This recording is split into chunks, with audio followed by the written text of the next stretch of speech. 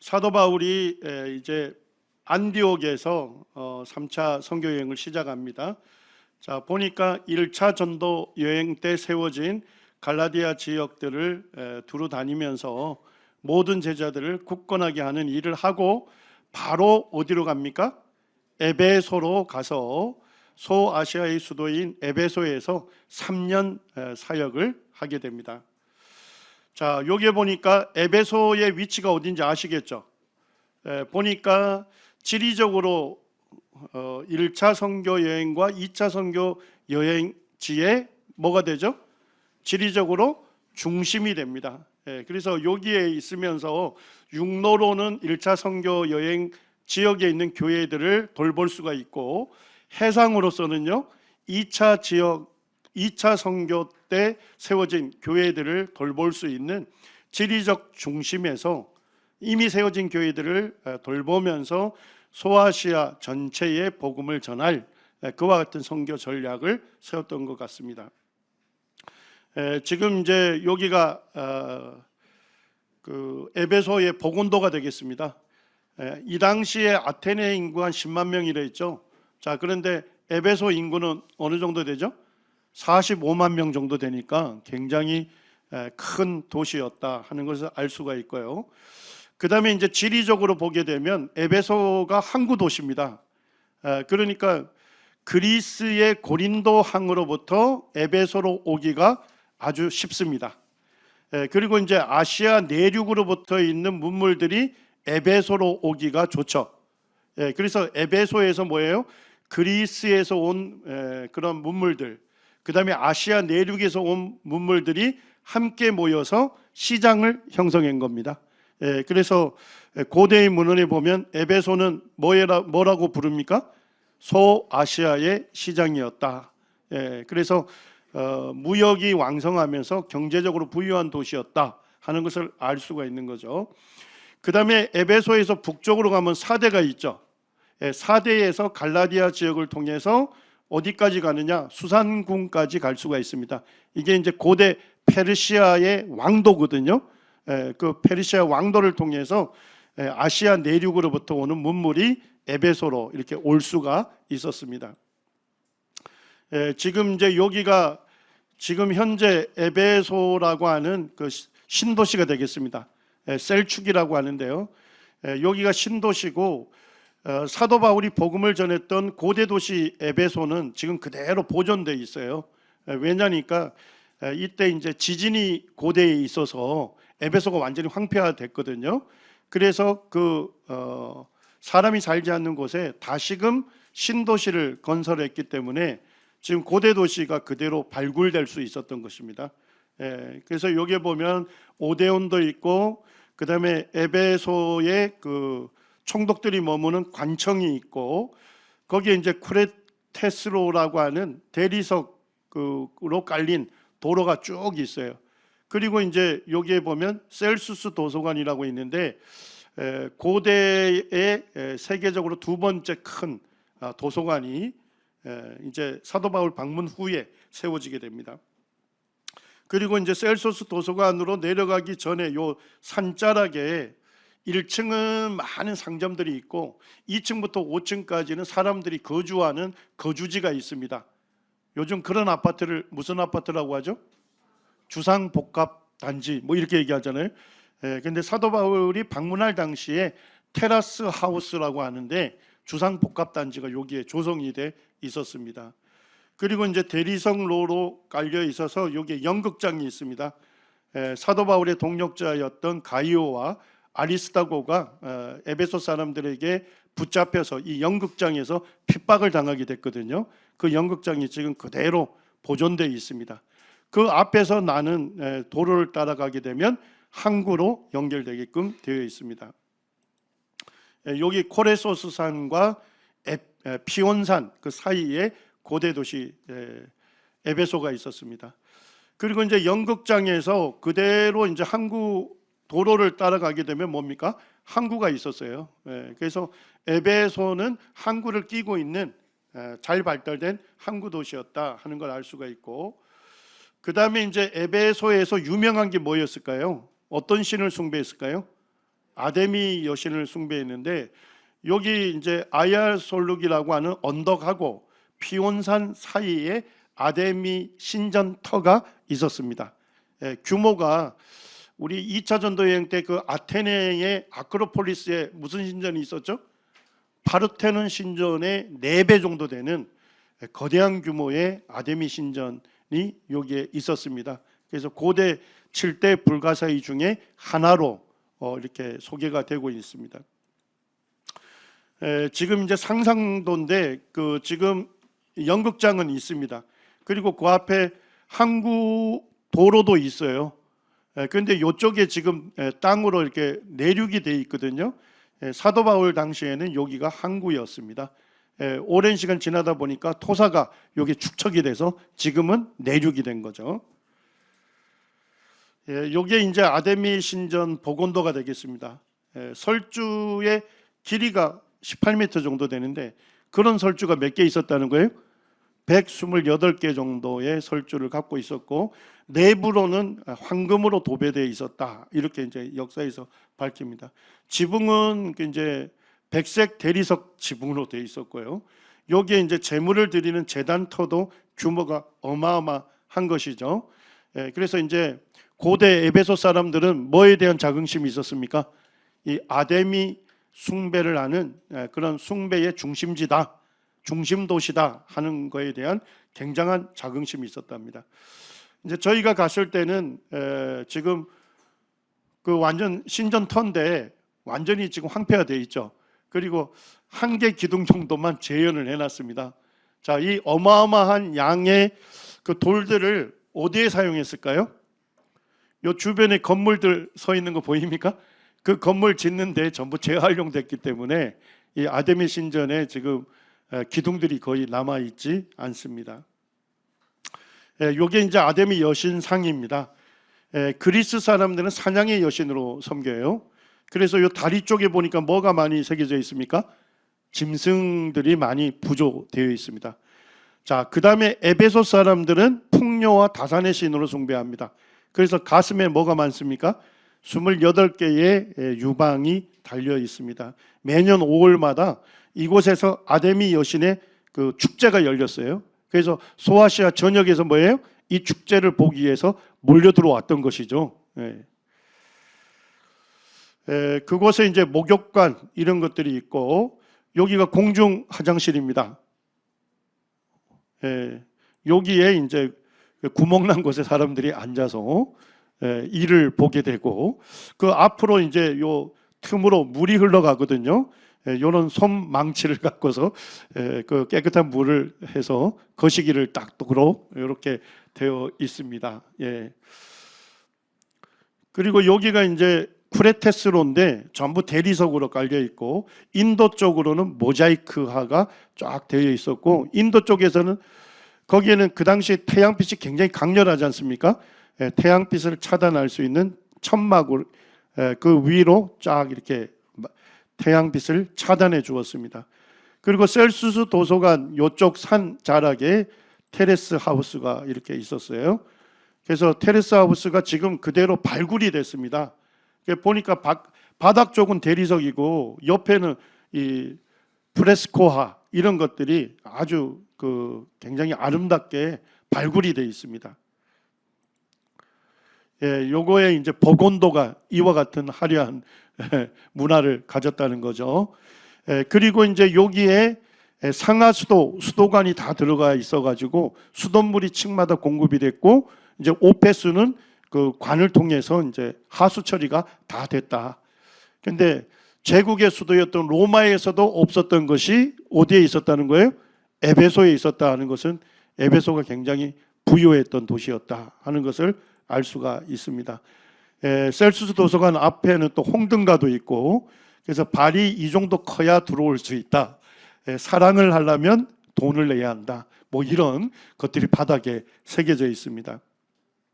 그리고 셀수스 도서관 앞쪽에서 연극장까지 대리석 포장로가 있습니다. 이게 이제 셀수스 도서관의 복원도인데 사도 바울이 방문했을 때는 있었을까요? AD 135년에 건축이 됐기 때문에 사도 바울 때는 없었습니다. 그리고 이제 여기가 연극장이죠. 그리고 항구로 난 도로가 보입니다. 그쪽에 이제 전체 4개 정도의 아고라가 있었다 하니까 엄청난 시장이 열렸다 하는 것을 알 수가 있죠. 요게 이제 아고라를 중심으로 에베소에 있는 그런 건물들의 복원도가 되겠습니다. 사도행전에서는 사도 바울이 에베소에서 행한 사역과 그 사역의 결과, 열매들을 우리에게 알려주고 있습니다. 자, 사도 바울이 에베소에 갔을 때 어디에서 처음 복음 전했을까요? 사도 바울의 관례대로 유대인의 회당에 가서 복음을 전했습니다. 3개월 동안. 사도 바울이 전했을 때 유대인들 중에 어떤 사람이 마음이 굳어 순종하지 않고 무리 앞에서 이 도를, 이 진리를 공개적으로 비방했습니다. 그래서 사도 바울이 그들을 떠나, 어딘지 아시겠죠? 유대인의 회당을 떠나 제자들을 따로 세우고 제자들을 따로 데리고 가서 어디에서 날마다 강론합니까? 두란노 서원에서 날마다 강론합니다. 에베소 유적지를 방문하면 사람들이 두란노 서원이 어디입니까? 자꾸만 묻는 분들이 있는데, 두란노 서원은 서원이라고 했을 때 NIV 성경에서는 렉처 홀이라고 되어 있어요. 말 그대로 강당이다 이런 얘기입니다. 그러니까 건물 하나를 임대해서 그 강당에서 날마다 성경을 강론한 거죠. 자, 강론했는데 얼마 기간 했습니까? 날마다 성경을 강론해서 2해 동안, 2년 동안 이 성경을 강론했습니다. 자, 그 결과 소아시아에 사는 자는 유대인이나 헬라인이나 다 주의 말씀을 듣더라. 소아시아 전체에 주의 말씀이 전해졌다. 이렇게 결과를 보고하고 있습니다. 자, 강론했다는 의미가 뭘까요? 믿어야 할 근거를 갖고서 자세하게 제시했다, 자세하게 가르쳤다 이런 의미가 있는데요. 강론하다는 헬라어가 디알레고마이입니다. 디알레고마이. 철저하게 토론하면서 철저하게 말하다 이런 뜻입니다. 그러니까 사도 바울이 하나님 말씀을 가르칠 때 철저하게 가르쳤다 이런 얘기입니다. 아주 체계적으로 가르쳤고 토론이라는 방식, 질의응답을 하면서 이 성경을 가르쳤다 하는 것을 알 수가 있습니다. 자, 그 다음에 얼마의 시간을 가르쳤죠? 날마다 강론했죠. 그런데 서방역본에 보니까 그 강론한 시간을 알려주는데 오전 11시에서 오후 4시까지 가르쳤답니다. 자, 그럼 하루에 몇 시간을 가르친 거예요? 뭐 한참 세십니까? 5시간을 가르친 거예요. 5시간. 5시간을 성경 강론을 한 거예요. 자, 그래서 일주일에 하루는 주님을 예배했으니까 일주일에 6일을 그렇게 했다고 보고 2년 동안 했으면 몇 시간을 했을까요? 계산을 해보면 3120시간.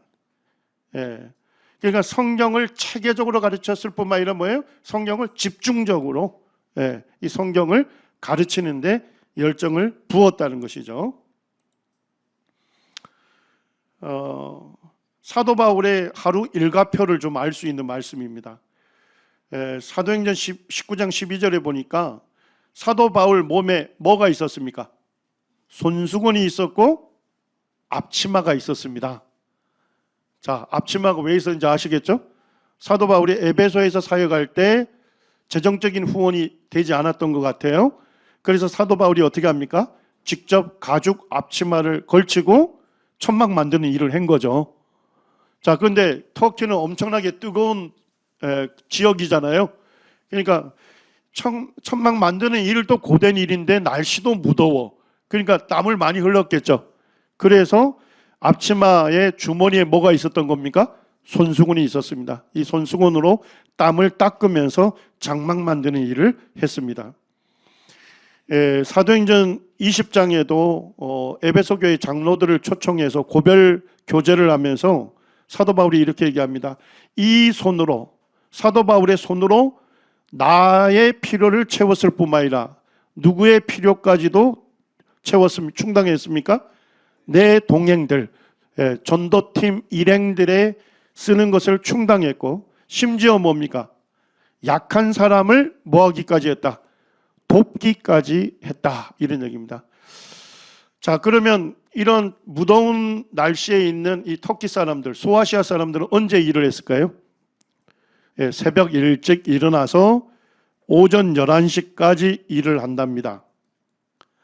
자, 11시서부터 오후 4시까지 가장 무더운 시간에는 오침을 하는 시간입니다. 그러니까 사도 바울 일행이 오전 11시에서 오후 4시까지 성경을 강론했다는 얘기는 뭐 하는 시간인 거예요? 예, 육체적으로 휴식을 해야 하는 오침 시간을 희생하면서 가장 무더운 시간에 성경을 가르쳤다는 거죠. 예, 사도 바울은 천막 만드는 일을 했으니까요. 새벽 일찍 일어나서 아고라에서 천막 만드는 일을 했을 거예요. 오전 11시까지. 그리고 부랴부랴 일을 끝내고 어디로 간 겁니까? 두란노서원에 가서 제자들과 함께 하루에 5시간씩 성경을 가르쳤습니다. 자, 오후 4시부터 다시 해질 무렵 선선할 때까지 다시 아고라에서 일을 합니다. 예. 자, 사도 바울이 밤에는 뭘 했을까요? 힌트가 에베소 교회 장로들에게 한 말씀에서 볼 수 있습니다. 사도행전 20장 20절에 보니까 유익한 것은 무엇이든지 어디에서요? 공중 앞에서 두란노 서원에서 전했다 이런 얘기죠. 그렇게 전했을 뿐만 아니라 각 집에서나 꺼리낌 없이 여러분에게 전하여 가르쳤다 이렇게 얘기합니다.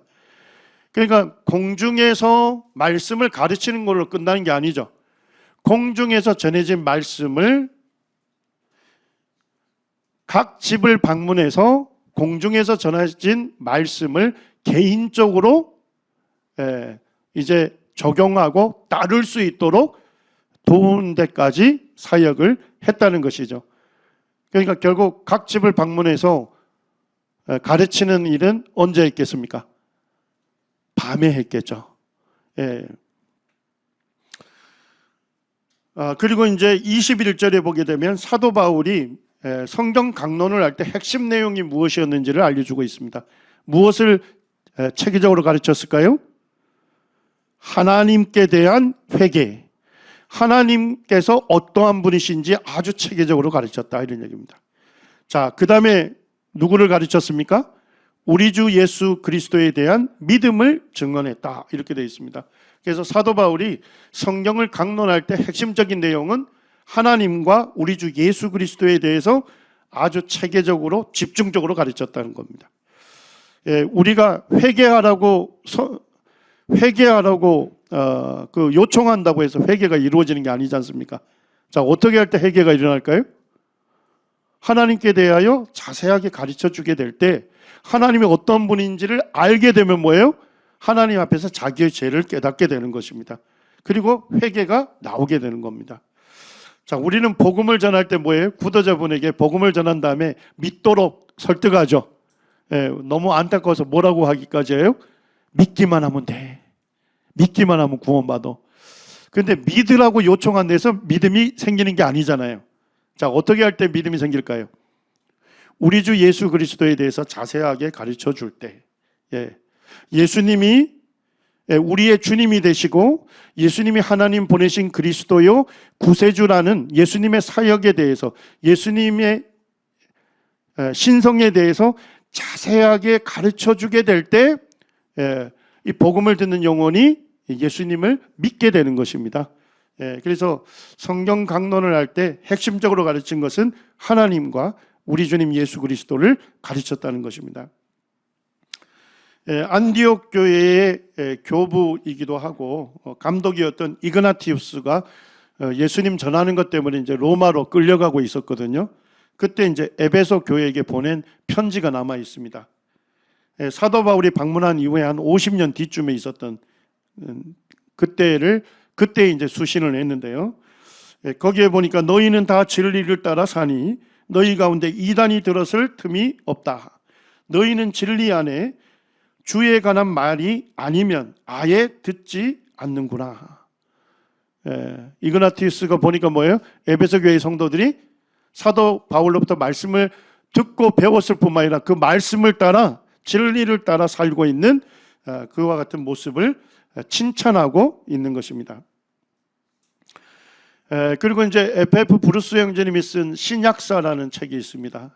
거기에 보게 되면 소아시아의 사도 바울과 제자들이 복음을 전해서 세워진 교회들이 1000년 동안 복음의 진리가 변질되지 않는 교회로 남아 있었다, 이렇게 기록을 하고 있습니다.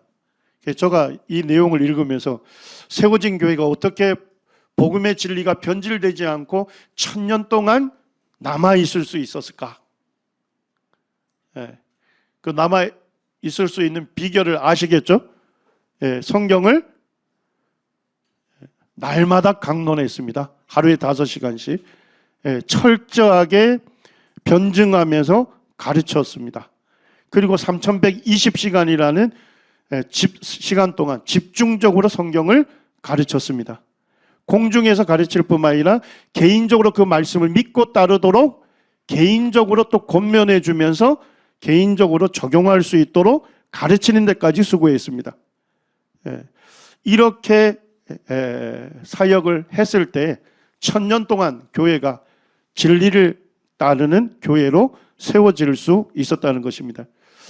오늘날은 우리는 너무 짧은 시간 복음 전하고 구원 받았느냐, 재빠른 열매를 얻으려고 할 때가 많습니다. 그리고 성도들이 자기 믿음 고백하고 침례를 받지 않습니까? 그리고 한 10시간 정도 초신자들을 위한 성경 공부를 하고 나서 그 성도들이 말씀을 따르는 성숙한 성도가 되기를 원합니다. 이것은 에베소의 사도 바울 사역과는 배치되는 내용입니다.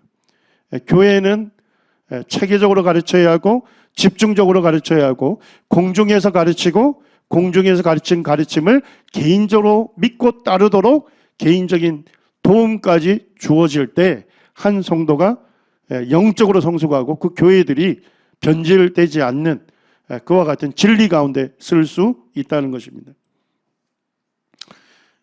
우리 19세기 형제님들이 다른 기성 교파 사람들로부터 뭐라고 불림을 받았다는 겁니까? 저 사람들은 워킹 바이블스다. 걸어다니는 성경. 뭐예요? 형제들에게 질문을, 성경에 대해서 궁금해서 질문을 하면 뭐예요? 바로 답변이 나온다. 성경의 구절, 암송한 것을 읽어주면서 그 성경적인 해답을 해주는 사람들이다. 많은 형제단은 어떤 연령대라 하더라도 뛰어난 그리스도인으로 인정을 받았다.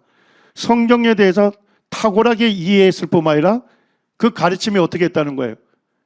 철저하게 순종을 했기 때문에 어떤 연령대, 10대든 50대든 70대든 그리스도인들 중에서 뛰어난 그리스도인으로 인정을 받았다는 것입니다. 맥그라스라고 하는 옥스퍼드 대학 그 신학부 학장인데, 이분이 이제 제임스 패커 생애를 다루면서, 제임스 패커가 대학 4년 동안 우리 형제단에서 주님을 섬겼는데, 그가 형제단의 영향을 받은 것에 대해서 이렇게 기록합니다. 형제단은 뭐로 유명합니까? 집중적인 성경 공부에 대한 그들의 관심으로 유명했고, 형제단이 만들어갔던 기독교적 제도도 성숙한 수준으로 알려져 있었다. 그러니까 우리 앞선 형제님들은 집중적인 성경 공부에 대한 관심으로 유명했습니다. 오늘날 이제 물론 현대 사회가 굉장히 바쁜 사회이기 때문에 설교자들이 규모 있는 시간을 사용하는 거 매우 중요합니다만, 그렇지만은 너무 짧은 시간에 아주 능력 있고 뭐랄까요? 우리의 마음에 감동을 주고 우리 삶을 변화시키는 설교를, 가르침을 해주기를 원합니다. 그런데 짧은 시간 내에 효과적으로 가르치는 건 쉽지 않습니다. 그래서 우리 선배님들도 많은 시간 집중적으로 성경 공부하는데 관심을 가졌고, 우리 형제님들이 잘한 것이 뭡니까? 그와 같은 집중적인 성경 공부를 통해서 그것이 하나님의 뜻으로 분별됐을 때는 어떻게 한 거예요? 하나님의 말씀이라면 그대로 따르고 순종했다는 겁니다. 그래서 그들의 그리스도인의 제자도, 기독교적 제자도는 성숙한 수준이었다, 이렇게 평가를 받고 있는 것입니다. 에베소에서는 유명한 2대 종교 산업이 있었습니다. 한 부류는 마술을 행하는 사람들이 있었습니다. 이게 이제 에베소에서 발견되는 에베소의 증서들이라는 겁니다. 자, 여기에 보니까 에베소 사람들이 뭐예요? 귀신을 몰아내는 축기를 안다거나 병든 사람을 고치는 신유를 알 때 어떻게 했다는 겁니까? 마술사들이 마술책에 기록된 주문들을 읽으면서 귀신을 쫓아내거나 병을 고치는 그와 같은 행위를 했던 사람들입니다. 요게 에베소 증서에 보게 되면 아폴론의 도움을 요청하는 그 기도문이 있는 거예요. 말 그대로 뭡니까? 태양신 아폴로의 힘을 빌려서 귀신을 쫓아내고 그 다음에 병을 고치는 이와 같은 행위를 했던 것이죠. 자, 근데 이 분들이 뭐예요? 예수 그리스도의 복음을 듣게 됐습니다. 주 예수의 이름을 높이고 마술을 행하던 사람들이 공개적으로 자기들의 죄를 자복했죠. 자, 근데 그 책은 무슨 책이죠? 마술 책을 모아가지고 와서 모든 사람 앞에서 불사르니 그 책값이 얼마라고 합니까? 은 5만이었다. 은전은 드라크마를 얘기합니다. 하루 노동자의 품삯입니다. 5만 드라크마에 해당되는 마술책을 불태웠다는 거예요. 자, 일당을 10만 원으로 잡으면 얼마입니까? 우리 형제자매들이 돈에 밝지 않으신 것 같아요. 돈을 안 밝히기 때문에 50억 정도 되는 해당되는 그 마술책을 공개적으로 불태웠다는 거예요. 자, 마술책은 마술을 행하는 사람들의 뭐였습니까? 생계수단이었죠? 그것을 완전히 불태웠다는 건 뭡니까? 그들의 회개가 정말 진실된 회개였다. 우상들의 귀신들의 힘을 도움받아서 귀신을 쫓아내고 병을 고치는 행위 자체가 하나님 보실 때 죄가 된다는 것을 그들이 깨닫고 자기의 생계의 수단이 되는 그 마술책을 완전히 불태우고 뭐예요? 이제 주님 앞에 기도하면서 주님을 의지하면서 새로운 직장을 찾아 나섰다는 것입니다. 자, 거기에 비해서 이 아데미 여신상을 만들거나 또 아데미 신전 모형을 만드는 사람들이 있었습니다. 자, 5월달이 되면 무슨 축제가 있다고요? 아데미 여신 축제가 있지 않습니까? 그럼 소아시아 전역 사람들이 그 축제를 보기 위해서 몰려듭니다. 그리고 축제를 끝난 다음에 집으로 들어갈 때는 기념품 하나 정도 가져갈 거 아니에요? 그래서 이 사람들이 은으로 만든 아데미 신상 모형을 만들면서 이 직공들이 적지 않은 벌이를 했습니다. 풍족한 생활을 했어요. 그런데 이 풍족한 생활에 문제가 생긴 거예요. 누구 때문에요? 성도들이 예수 그리스도의 복음을 전하는 것 때문에 에베소뿐만 아니라 거의 전 아시아를 통하여 수많은 사람을 권유하여 말하되 사람의 손으로 만든 것은 뭐가 아니다. 신이 아니라고 전해 주었는데 소아시아 전역 사람들이 대부분이 뭐 하게 된 거예요? 그것을 인정하고 받아들였단 말이죠. 자, 그러니까 그 사람들이 아데미 여신을 숭배하기 위해서 어디로 오는 것이 잦아들기 시작한 거예요. 에베소 방문을 하지 않게 된 거예요. 그러니까 기념품을 만드는 이 사람들 벌이에도 어려움이 생긴 거가 된 것이죠. 그 정도로 영향력 있게 소아시아의 전역에 복음이 전해졌다는 것입니다. 그리고 이 사람들은 뭡니까? 경제적으로 어려움 당하는 것 때문에 결국 사도 바울의 동력자인 가이오와 아리스다고를 붙들어서 연극장에 모여서 크다 에베소 사람의 아데미여라는 외침을 몇 시간 동안 했대요? 2시간 동안 했다는 겁니다. 저희가 이제 여기 갔었는데 규모를 아시겠죠? 사람들이 크기가 요 정도 되는데 앰프가 없지만은 요 중앙에서 이야기를 하거나 소리를 지르게 되면 이 좌석 어느 곳에 있든지 사람들이 거의 비슷한 음량으로 듣는다는 겁니다. 그런데 몇만 명의 사람들이 모여가지고 형제님 두 분을 요 가운데 세우고 그들이 2시간 동안 소리를 질렀다 하면 우리 형제님들이 겪었을 마음에 받았을 그 두려움과 고통이 얼마나 컸는지를 알 수가 있는 것이죠. 자명한 진리가 하나 있습니다. 복음이 전해지는 곳에는 누구도 많습니까? 대적자들, 복음을 전하는 성도들을 핍박하는 사람도 많다 하는 것을 알 수가 있습니다.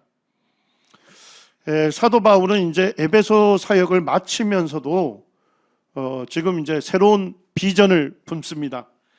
사도행전 19장에 보니까 이 일이 있은 후에 바울이 어디를 거쳐가기를 원하죠? 마게도냐와 아가야를 거쳐 예루살렘으로 가기로 작정하고, 내가 거기 갔다가 예루살렘에 갔다가 후에 어디도 보아야 한다고요? 로마도 가야 되겠다는 비전을 품습니다. 자, 1차 전도 여행 동안 갈라디아 지역과 그레데에 복음이 전해졌죠.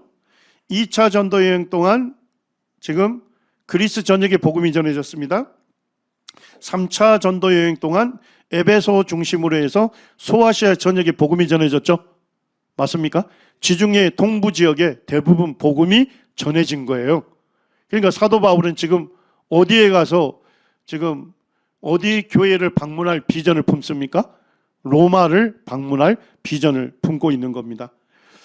그리고 이제 고린도에서 로마서를 기록했죠. 그러면서 로마에 있는 교회에게 뭐라고 얘기합니까?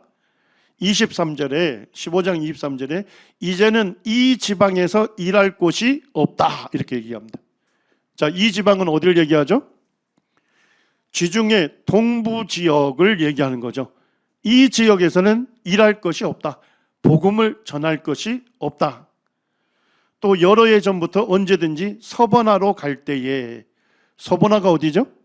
스페인이었고 사도 바울 당시에 그곳은 땅끝이었습니다. 스페인 가면 뭐가 펼쳐져 있습니까? 대서양이 펼쳐져 있어요. 그렇기 때문에 사도 바울 당시에는 스페인, 이 서버나가 땅끝으로 여겨졌던 것입니다. 갈 때에 너희에게 로마 교회에 가기를 바란다 이렇게 얘기합니다. 먼저 로마 교회 성도들과 사귐을 갖고 얼마간 기쁨을 가진 후에 로마 교회가 그리로 보내주기를 바란다. 그리는 어디죠? 서버나 스페인으로 보내주기를 바란다. 그러나 이제는 내가 성도를 섬기는 일로 예루살렘에 간다. 사도 바울이 예루살렘에 가서 어디로 가기로 원해요? 수도 로마를 방문하기로 원하고, 로마 교회 성도들과 교제하고 기쁨을 누린 다음에 로마 교회 성도들의 후원을 입어서 어디에 복음 전하기를 원해요? 땅끝 스페인에 전하기를 원했던 것입니다.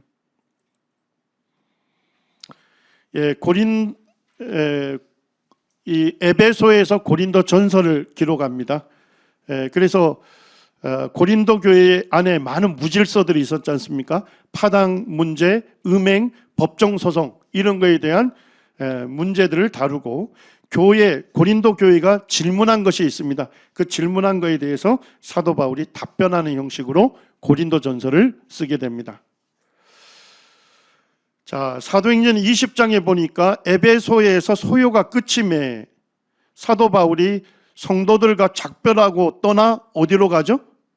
마게도냐로 갔다 이렇게 되어 있는데, 고린도 후서를 참고하게 되면 사도 바울이 마게도냐로 가기 전에 이 드로아 지역에서 디도를 기다렸다 이렇게 기록되어 있습니다.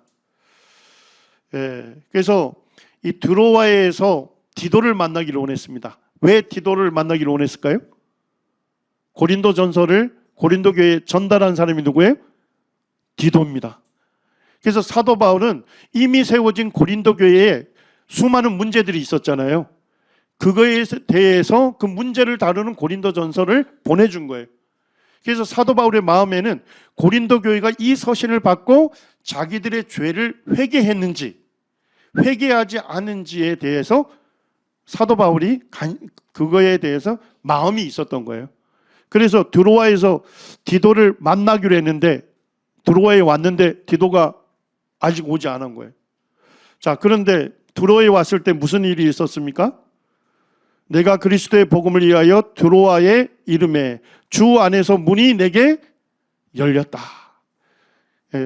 드로아에 왔을 때 사도 바울이 디도를 기다리면서 복음을 전했는데 복음의 문이 활짝 열린 거예요. 많은 사람들이 예수님을 믿고 이제 구원받는 그런 일들이 있었던 거예요. 그런데도 불구하고 사도 바울이 디도를 만나지 못함으로 내 심령이 편치 못해서 그들을 작별하고 어디로 갑니까? 마케도냐로 갑니다. 여기가 알렉산드리아 드로아인데 지금 굉장히 많은 부분이 발굴이 되어 있습니다. 지금 이제 알렉산드리아 드로아에서 계속 유적들이 지금 발굴이 되는데 드로아가 굉장히 큰 발달된 도시다 하는 것을 알려주고 있습니다.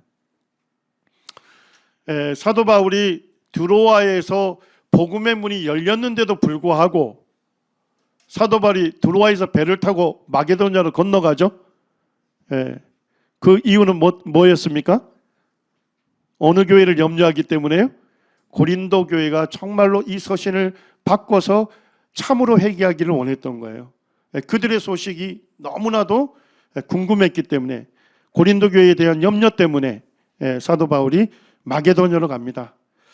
자, 근데 마게도냐에 이르렀을 때 형편이 어땠습니까? 고린도후서 7장 5절에 보니까 우리 육체가 편하지 못하였고 사방으로 환난을 당하여 밖으로는 다툼이요 안으로는 두려움이었노라.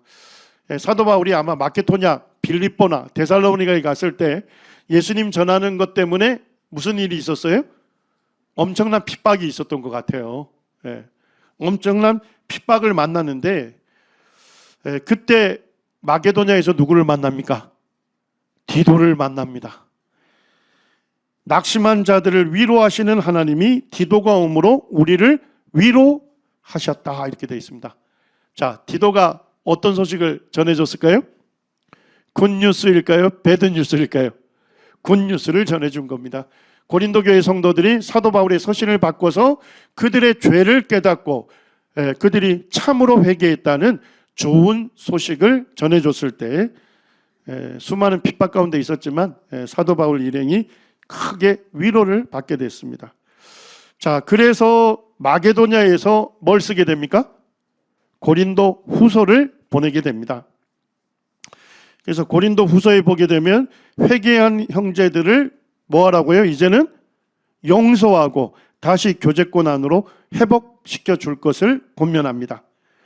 그리고 이제 사도 바울이 에베소 사역을 마친 다음에 어디를 가기를 원했죠? 예루살렘 가기를 원했잖아요. 자, 그 이유가 뭐였습니까? 예루살렘의 기근으로 인해서 경제적으로 굉장히 어려웠잖아요. 그래서 구제 헌금을 전달해 주기 위해서 가려고 했던 거예요.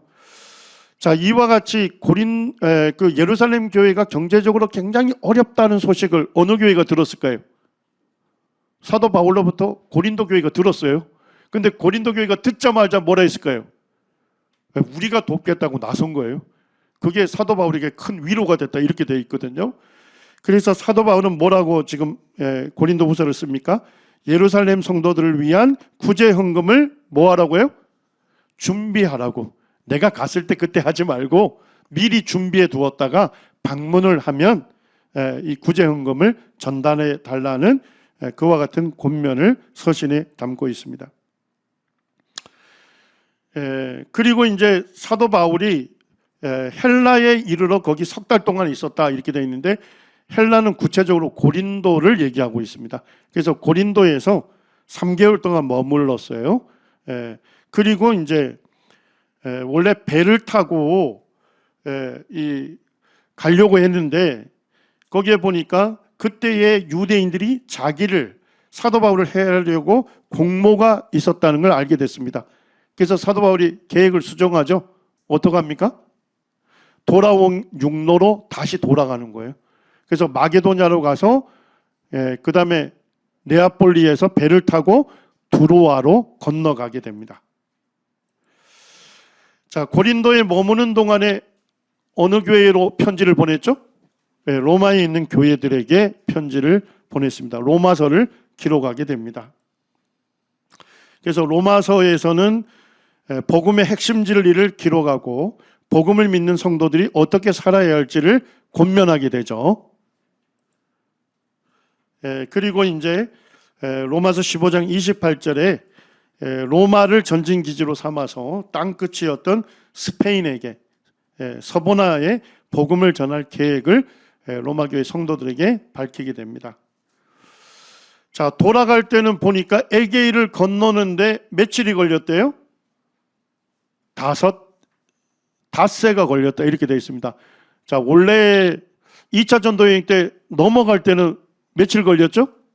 사모드라케 섬에서 1박 한 다음에 바로 갔지 않습니까? 이틀이 걸렸는데 돌아올 때는 닷새 5일이 걸렸어요. 왜냐니까 역풍이었기 때문에 배가 느리게 진행해서 닷새가 걸렸다 하는 걸 알 수가 있습니다. 자, 사도 바울이 두로아에 왔을 때 어떤 일을 합니까? 그 주간의 첫날에 우리가 떡을 떼러 하여 모였다 이렇게 얘기하죠. 그리고 성도들에게 주의 만찬을 마친 다음에 강론을 하게 됩니다.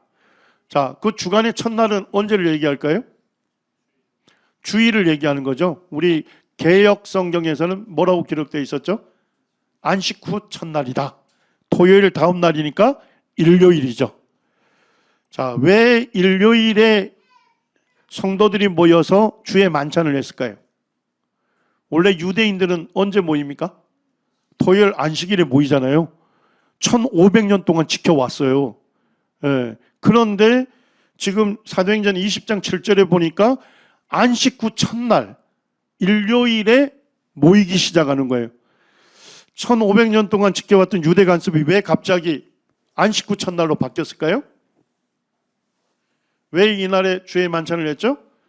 이날이 바로 예수님께서 부활하신 날이죠.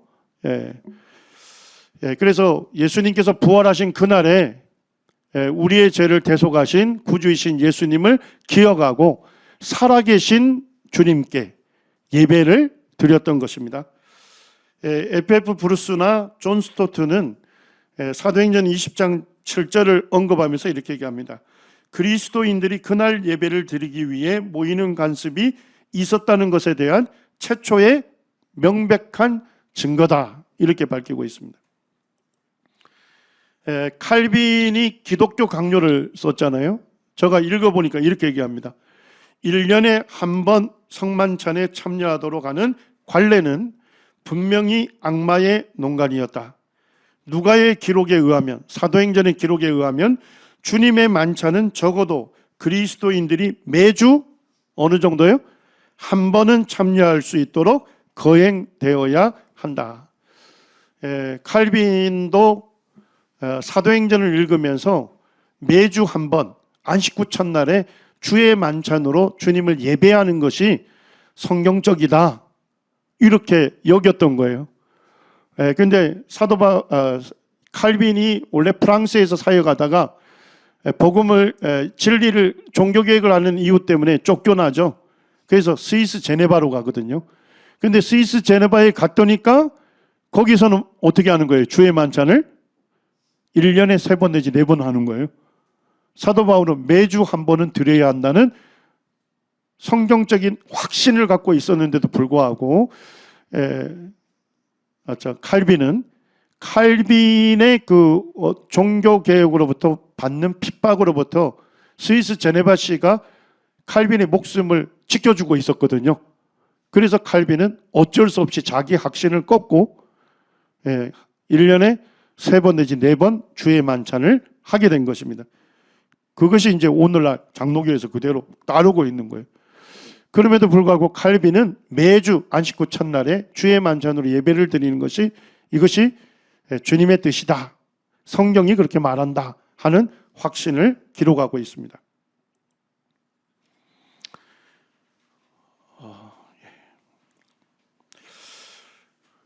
그리고 이제 사도 바울이 두로아에서 이제 아소로 가게 되는데 사도 바울을 뺀 나머지 형제들의 일행은 배를 타고 아소까지 왔고 사도 바울은 뭐예요? 바울이 아소까지를 혼자서 뭐 하기를 원했던 거예요? 걸어가기를 원했습니다. 사도 바울은 혼자 걸어가고 나머지 형제님들은 배를 타고 간 거예요. 왜 바울이 아소까지 걸어가고자 했을까? 두 가지로 볼 수 있는데 밀레도에서 뭐예요? 3년 사역했던 에베소 교회 장로들을 불러서 고별 교제를 하기로 했거든요. 그러니까 아마도 사도 바울이 이 길을 홀로 걸으면서 어떤 말씀을 교제하고 권면할까? 아마도 깊이 생각하지 않았을까? 이렇게 볼 수 있고, 또 한 가지는 뭡니까? 주 예수님께 받은 마지막 소명이 뭐였죠? 땅끝까지 복음을 전하는 거였지 않습니까? 그런데 이제 사도 바울도 뭐예요? 예루살렘으로 가게 됐을 때 뭐를 이미 예견하고 있었던 것 같아요? 사도 바울이 예수님을 전하는 것 때문에 유대인들로부터 핍박당할 것을 내다보았던 것 같아요. 그러면서 사도 바울은 주님과 개인적인 그런 조용한 교제를 하면서 주님으로부터 오는 강한 확신과 용기를 얻었던 것 같아요. 그래서 사실은 이제 예루살렘 가는 길에 성도들이 계속 만류하지 않습니까? 그런데도 사도 바울은 예루살렘을 향해서 또박또박 걸어갔던 그런 믿음으로 나아갔던 모습들을 보면 아마도 아소까지 홀로 걸어가면서 주님으로부터 오는 강한 확신, 담대함을 가졌던 것으로 보입니다. 여기 아소에는 이제 아리스토텔레스가 철학학교도 세웠고 거기에 이제 큰 원형 극장 이런 것들이 있었습니다. 그리고 이제 밀레도에 왔습니다. 사도 바울이 돌아가는 길에 에베소를 거쳐갈 수 있었지만은 뭐예요? 오순절이 되기 전에 빨리 예루살렘에 가기를 원했어요. 그래서 에베소를 거치지 않고 밀레도 항구에서 누구를 부른 겁니까? 에베소 교회 장로들을 불렀던 겁니다. 사도행전 20장 17절에서는 에베소 교회의 장로들이라고 말하고 있고 28절에서는 뭐라고 부르죠? 감독자라고 얘기하고 있고 하나님이 자기 피로 사신 교회를 보살피게 했다. 예전 개역 성경에서 뭐라고 되어 있죠? 치다, 양을 치는 것을 얘기합니다. 그래서 영어 성경에 보면 교회의 목자들로 세웠다 이렇게 되어 있습니다. 그러니까 에베소 교회 장로들을 첫째 뭐라고 불렀죠? 장로들이라고 부르기도 하고 감독자라고 되어 있지만 복수형입니다. 감독자들이라고도 불렀고 그 다음에 교회의 뭐라고요? 목자들이라고 불렀습니다. 전부 복수형 목사입니다. 그래서 이 말씀에 볼 때 장로, 감독, 목자는 교회의 인도자들을 호칭하는 동일한 호칭들이었다 하는 것을 알 수 있고 전부 복수명사로 사용된 걸 보면요. 장로들의 리더십은 복수의 리더십이었다 하는 것을 보여주고 있습니다. 그래서 사도 바울이 에베소 교회 장로들에게 자기 자신을 위하여 그리고 온 양떼 교회를 위하여 삼가하라 주의해서 사역할 것을 권면을 하고 밀레도에서 배를 타고 떠나게 됩니다. 저희가 밀레도에 갔을 때 굉장히 큰 연극장을 봤고요. 그 연극장에 보니까 독특한 표지가 명문이 있었는데 그 명문에 헬라어로 뭐라 써져 있습니까? 유대인들과 하나님을 경외하는 사람들을 위한 좌석이 정해져 있었어요. 그래서 아마도 밀레도에 유대인들이 굉장히 영향력 있는 위치에 있었던 것 같습니다. 자, 그 다음에 하나님을 경외하는 사람들 성경에도 등장합니까? 사도행전 13장 16절에도 이스라엘 사람들과 및 하나님을 경외하는 사람들아 이렇게 있습니다. 이들은 누굽니까? 유대교로 개종한 이방인들을 얘기하는 것입니다. 거기에 떠났던 항구 유적터가 남아있고요. 여기 밀레도에 넓은 광장들이 있고 그렇게 해서 가이사랴로 와서 예루살렘에 도착했습니다. 자, 사도 바울이 예루살렘을 방문한 목적이 뭐였습니까? 이제 사도 바울 일행이 복음을 전했지 않습니까? 그 하나님께서 행하신 일을 보고하고 이방인 교회들이 경제적으로 굉장히 어려움을 당하는 예루살렘 교회를 위해서 무엇을 해주었습니까? 구제 헌금을 해주었는데 그 구제 헌금을 전달하게 되었습니다. 자, 근데 야고보와 예루살렘 교회 장로들이 사도 바울에게 제안한 게 있었습니다. 어떤 제안이 있었습니까? 이 예루살렘에 있는 유대인들이 뭐에 대한 오해가 있었어요? 사도 바울이 율법을 비방한다는 오해가 있었어요. 사도 바울은 율법을 비방한 게 아니라 율법의 행위로서는 뭐 할 수 없다. 제사함 받을 수 없고 의롭게 될 수 없다 하는 복음을 전했잖아요. 근데 이걸 오해한 거예요. 율법을 지킬 필요 없다. 이런 식으로 전한 것으로 오해하게 된 거예요. 그래서 이제 그 오해를 불식시키기 위해서 서운한 사람들과 함께 정결예식을 행하고 제사 비용을 사도 바울이 지불해 줄 것을 요청합니다. 자, 근데 사도 바울이 이 요청에 응합니까? 거절합니까? 응합니다. 왜냐니까 사도 바울이 유대의 관습과 풍습을 따른 이유는 뭘까요? 율법을 지킴으로 의롭게 될 수 있기 때문이 아니었습니다. 그죠? 가장 가치 있는 복음을 전하기 위해서 그들의 관습을 존중해 주었던 것입니다. 그런데 이제 소요가 일어났어요. 그 소요가 일어난 이유는 뭐냐면 이제 이방인 지역에 있었던 유대인들이 예루살렘에 왔는데 그때 사도 바울을 보게 된 거죠. 그래서 이 사도 바울에 대해서 오해했던 내용으로 인해서 소요가 일어납니다. 우리 백성과 율법과 이곳 성전을 누가 비방했다는 거예요? 사도 바울이 비방했다 하는 그 오해에 비롯돼서 이제 소요가 일어나게 됩니다. 또 한 가지는 뭐냐면 사도 바울이 이방인이었던 아시아 사람 드로비모 형제를 데리고 어디에 들어간 것 같습니까? 성전의 이방인들에 들어간 것 같아요. 그런데 그것을 보고 뭐라 오해한 거예요? 이방인을 데리고 성전 안뜰로 들어간 것으로 오해를 하고 소요를 일으킨 겁니다. 자, 우리 성도님들이 잘 아는 대로 성전 바깥들은 이방인들이 올 수 있는 뜰이죠. 그리고 거기에 보니까 뭐가 있습니까? 경고문이 있는 그런 그 난간들이 있었습니다. 난간 벽들이 있었습니다. 그 벽들 사이사이에는 이방인들에게 이쪽을 넘어가지 말라고 하는 경고문이 쓰여진 게 있었거든요. 그 안쪽은 누구만 들어갈 수 있어요? 유대인들만 들어갈 수 있어요. 그래서 이 경고문이 지금 이제 발견되어 있는데 거기에 보면 어쨌든 외국인이 이방인이 이 난간을 넘어서 성전 안뜰로 들어가면 당신은 죽을 수도 있다 하는 경고를 하고 있는 겁니다. 근데 그때 있었던 그 유대인들이 사도 바울이 이방인인 드로비모를 데리고 성전 안뜰로 들어간 것으로 뭐 한 거예요? 오해를 하고 사도 바울을 잡은 거예요. 자, 그와 같은 소요가 이 성전 안에 있었는데 그거를 어디에서 로마 군인들이 다 지켜본 겁니까? 북서쪽에 안토니오 요새가 있거든요. 그 요새의 전망대에서 보면 성전 안에 일어나는 일들을 다 볼 수 있어요.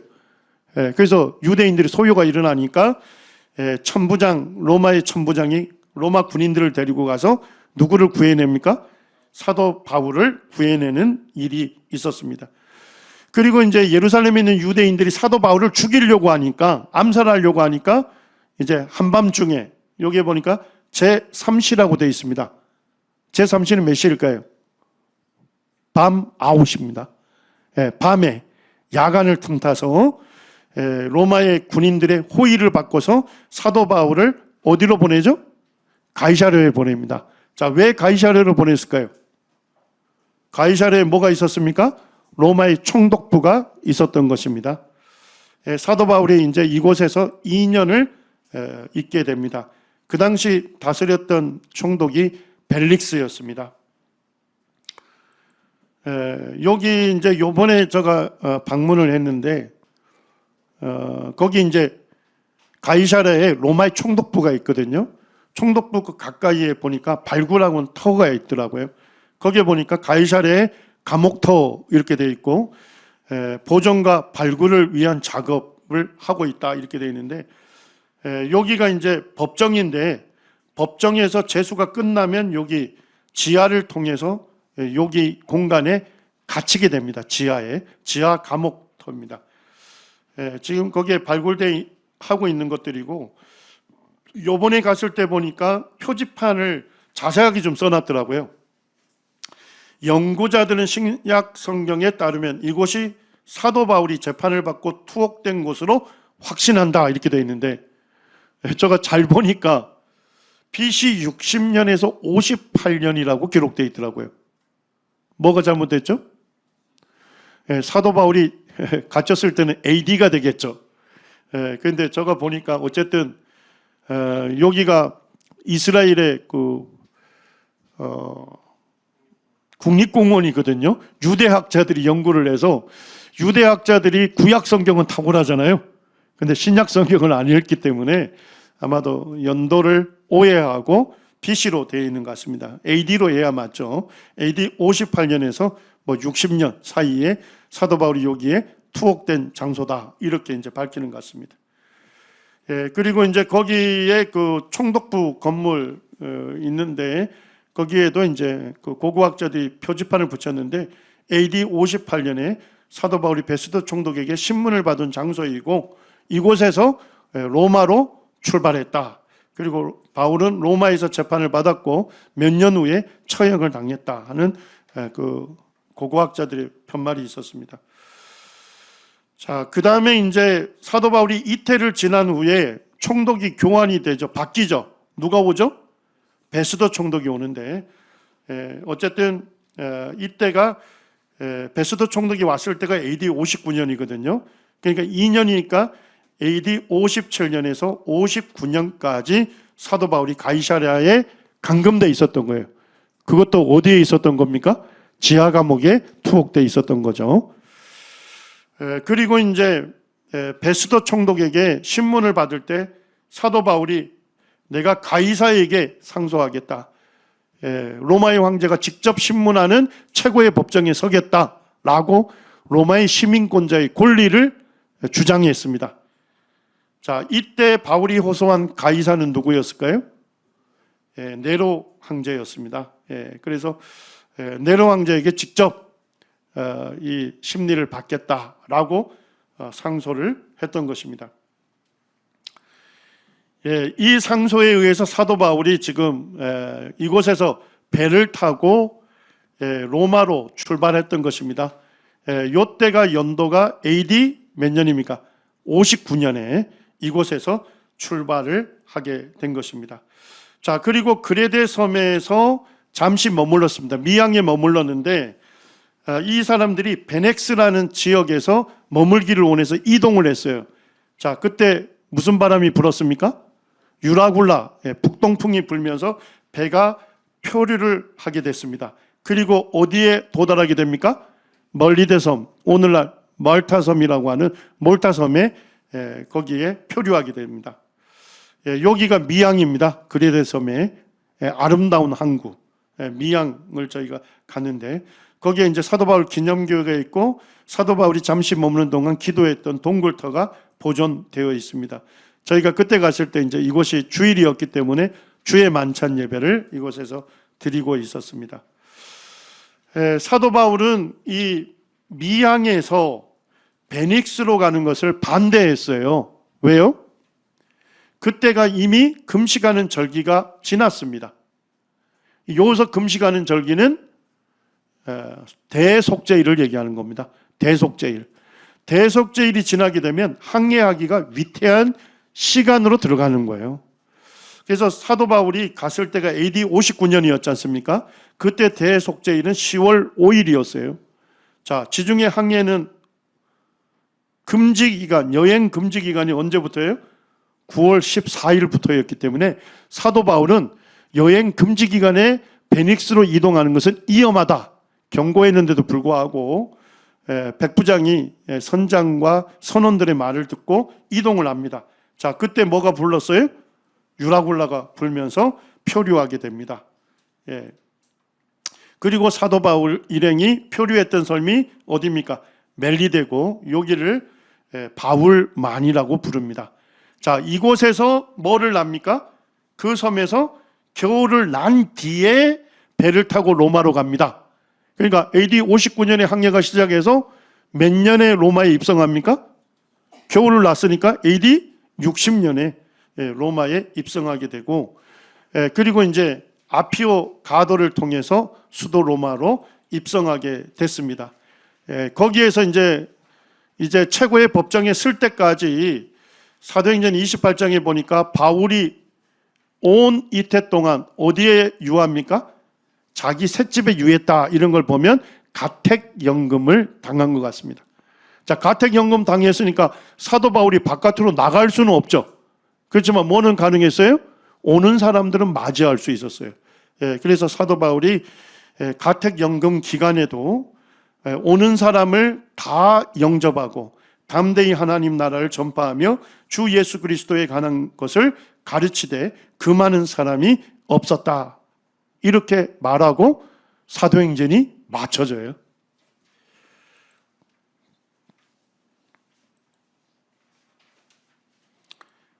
이 기간에 2년 동안에 이 네 곳에 옥중서신을 보낸 것으로 보입니다.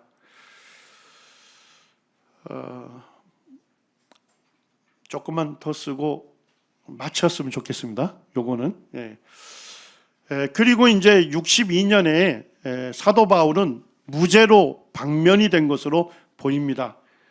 그래서 빌립보서 2장 24절이나 빌레몬서 1장 22절에 사도 바울이 속히 가게 될 것이다 라고 확신하고 있었고, 너는 나를 위해서 숙소를 마련해 달라, 사도 바울이 무죄 방면이 될 것을 확신했던 것 같습니다. 그리고 이제 AD 62년에 방면이 됐다가 사도 바울의 비전에는 어디에가 있었죠? 땅끝 서모나로 가서 복음을 전할 비전을 갖고 있었잖아요. 자, 사도 바울이 서버나 땅끝 스페인에 가서 복음을 전했을까요? 성경에서는 일단은 기록이 없습니다. 그런데 클레멘트라고 하는 사도 바울의 제자이면서 로마 교회의 감독이었던 클레멘트는 이렇게 기록합니다. 고린도 교회에 보내는 서신을 통해서 바울이 서쪽 끝까지 가서 복음을 전하였다, 이렇게 얘기합니다. 당시에 서쪽 끝은 어디입니까? 스페인이었던 겁니다. 그런 것으로 볼 때 사도 바울이 가서 스페인에 가서 땅끝에 가서 복음을 전한 것으로 보입니다. 초대교회의 교부였던 크리소스톰도 바울이 로마에 체류한 이후에 어디로 갔다는 사실은 의심할 여지가 없다고요? 스페인으로 갔다는 사실은 의심할 여지가 없다. 그 다음에 라틴어 성경을 번역했던, 불가타 성경을 번역했던 제롬도 바울이 네로에 의해 추방당한 이후에 그리스도의 복음을 서쪽에 증거하였다. 그 얘기는 어디에 전했다는 겁니까? 스페인에 전했다. 다중적 증거로 볼 때 사도 바울이 무죄 방면된 이후에 AD 62년과 63년에 아마도 스페인의 복음을 전하고 돌아오는 길에 어디를 들렸을까요? 그레데 섬에 디도와 함께 와서 복음을 전했죠. 그리고 사도 바울이 떠날 때 누구를 거기에 남겨둡니까? 디도를 남겨두고 각 성, 각 도시에 세워진 교회에 누구를 세우라고 합니까? 장로들을 세울 일을 위임을 하고 떠나게 되죠. 그래서 사도 바울은 미리 서신을 보낸 것처럼 밀레도에 가서 골로새 교회를 방문하고 에베소 교회를 방문하고 빌립보 교회를 차례로 방문한 것으로 보입니다. 그리고 디도서 3장 12절에 보니까 겨울을 나기 위해서 니고볼리에 이제 사도 바울이 갈 것을 얘기를 합니다. 니고볼리에 있을 때 어떤 일이 일어난 것 같습니까? 사도 바울이 체포가 됐고, 그리고 로마로 끌려가서 이제 최종적으로 사형을 언도받고 사도 바울이 순교한 것으로 보고 있습니다. 여기가 저희가 이제 갔던 그 그레데 섬에 사도 바울이 사역했던 고르티스라는 지역에 초대교회 이런 교회당 터가 있고, 당시 이제 뭐 음악당 이런 것들이 건물이 존재했고요. 그리고 한국 가까이에는 그 디도 교회가 있었는데 거기에 보니까 디도는 그레데 섬에서 복음을 전파했다라고 헬라어로 그렇게 비문을 기록을 해놨습니다. 그래서 이 기간 동안에 사도 바울이 디모데전서와 디도서를 쓴 것으로 보이고, 그다음에 이제 2차 투옥이 되잖아요. 그때에 사도 바울이 디모데 후서를 기록한 것으로 보입니다. 사도 바울이 순교를 직감하면서 최후로 보낸 서신은 누구에게 보낸 겁니까? 사실 교회에게 보낸 것이 아니고 믿음의 아들인 디모데에게 이 서신을 보낸 것이고요. AD 67년경에 로마의 인근의 오스티안 가도에서 순교당한 것으로 보고 있습니다. 여기가 이제 마메르티나 지하 감옥인데 사도 바울이 요곳에 이제 투옥돼 있었고, 그리고 이제 그 가도에서 사도 바울이 순교를 당할 때 사도 바울은 로마의 시민권자잖아요. 그래서 십자가 처형을 당하지 아니하고 이 돌 위에, 대리석 기둥 위에 머리를 두고 머리를 망치로 때려서 즉사시키는 그와 같은 순교를 당한 것으로 보입니다. 디모데후서 4장에 보니까 사도 바울이 드로아의 가보의 집에 있는 둔 뭘 가져오라고 합니까? 겉옷을 가지고 오라 한 것을 보면 사도 바울이 굉장히 이 감옥에서 추위에 떨고 있었다 하는 걸 알 수 있고, 또 뭐를 가져오라고 하죠? 책은 특별히 가죽 종이에 쓴 것을 가지고 오라. 이 가죽 종이에 쓴 것 뭐일 것 같습니까? 아마도 성경 두루마리로 보입니다. 사도 바울이 춥고 음산하고 어두운 컴컴한 감옥 속에서도 죽음을 직감하면서도 사도 바울에게 있어서 소망은 뭐였습니까? 주님의 말씀이었어요. 주님께서 약속하신 말씀이 사도 바울에게 소망이 되었고, 사도 바울이 이와 같은 고난과 핍박을 견딜 수 있었던 동인이었던 것 같습니다. 이와 같이 이제 사도 바울이 순교를 당하고 주님의 품에 안기게 되었습니다. 자, 복음이 전해지는 곳에서는 뭐가 세워집니까? 믿는 자들에 의해서 교회가 세워집니다. 그리고 교회는 이제 사도행전 1장 8절의 명령을 따라 예수 그리스도의 증인된 삶을 살기 때문에 교회는 어떻게 됩니까?